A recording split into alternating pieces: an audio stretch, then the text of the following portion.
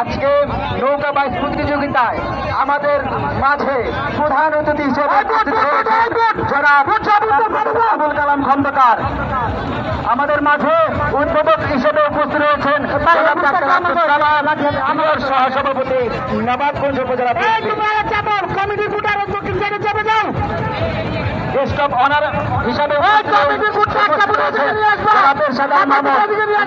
সাধারণ সম্পাদক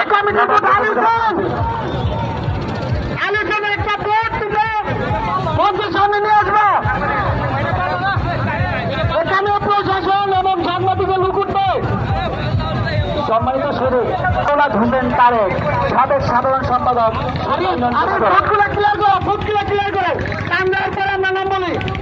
আমি ভোটের নৌকার